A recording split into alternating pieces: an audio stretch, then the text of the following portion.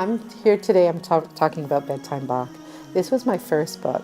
And the idea for this book came from not being able to sleep after Fajr one morning. Because I'm Muslim, we pray a lot. We pray 5 times a day. And the first prayer of the day is the hardest. It's before sunrise. And it was summertime. And this was before I was published. I was really trying to get published, writing books. And at the time, I used to run a daycare in my house. And there was one kid I had, oh, he was disgusting. One time he stuck his head in the toilet after he peed. So this kid, I used to have to take, because I needed the money. So I was getting up for Fajr, and in the summertime in Canada, Fajr is like 4:30 in the morning. So I got up for Fajr, I prayed, and then I couldn't get back to sleep. And I thought, oh my gosh, that kid's coming at 7:30. If I don't get to sleep, I won't be able to handle him.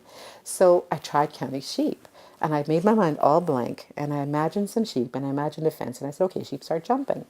And most of the sheep started jumping, but there was an old ram and a young ewe. They were in a corner, and they were like chatting with each other. And I said, come on, sheep, start jumping. And the old ram, he looks at me like this, and he goes, who the heck are you? I started laughing. I thought, okay, this is too funny. The sheep that I've imagined is talking back. So I thought, okay, forget about sleeping. I'm going to get up and I'm going to write a story. And it became Bedtime Bach. And now they're sheep, so they don't, Bach means you don't want to do something, B-A-A-L-K. But these are sheep, so they bark, okay? And what happened was when I wrote this story was my only non-multicultural story. It's not about being Muslim or anything. It's just about a girl who tries to sheep, and the sheep are giving her a hard time. So this story is really good to use as, to teach story structure, because it's got a very simple story structure. It's just a beginning, a middle, and end. And the beginning happens to be about 2 or 3 pages. It starts like this. Night has fallen, time for gently aching limbs to rest. A melody of yawns, and it's upstairs to bed. So this poor tired little girl, she's going to sleep. Clean teeth, tucked in, time for sheep to take lullaby leaps. Conjured visions, conjured sheep, conjured fence. Leap, sheep, please. Now, but you know that there's going to be a problem, because look at the way that old ram, that ugly old ram is looking at her. Okay, he's going to be a main character. But a ram chatting with his flock mates looks at me with forehead furrowed. Leap, sheep, leap. Why should we, he asks. What's in store? It's dark on the far side of the fence. Light it up so we can see where we go. Now that's the end of the beginning. You've got the problem. The problem is the sheep aren't going to listen. The characters are the little girl and the old ram and the rest of the sheep. And the setting is very particular. This story is set in her imagination. So you have all of this. This is the beginning. It's very short.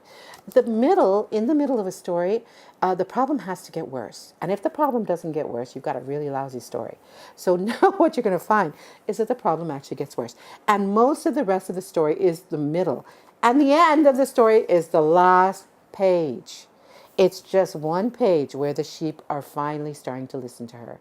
They do what she commands. And the thing about this story, it took me a very short time to write it.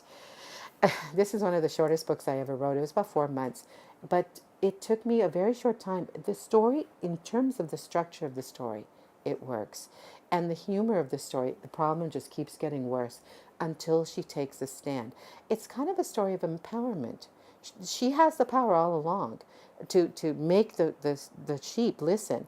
And she gives them an ultimatum. And when I wrote the ultimatum part, there's actually an Islamic joke in there, okay? Because what she says to the sheep, and there's only one person in the history of this book that ever figured it out. And she was the daughter of an imam, like her father was an imam, so she knew the Quran very well.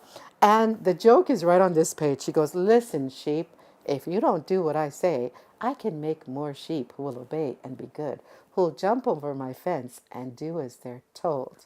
And when I was getting the story edited, my editor said, "Oh, we should make that a little bit more less formal." I said, "No, there's a joke in there." And she said, "No, I don't get that. I don't get it." I said, "No, you wouldn't get it." But basically, in the Quran, in our holy book, there is one verse in the Quran where God says to mankind, "Listen, if the whole mankind didn't listen, I could replace them with the people who did listen. And if the whole of mankind never made any mistakes, I would replace them with the people that did make mistakes so I could forgive them." So that's the joke. She's basically playing a creator role. I mean, it's not like shirk or anything, but she's trying to. It's funny. I thought it was hilarious.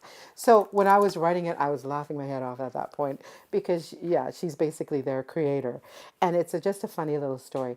But it is a good story to teach them story structure. And the shape of this story is called a circular story.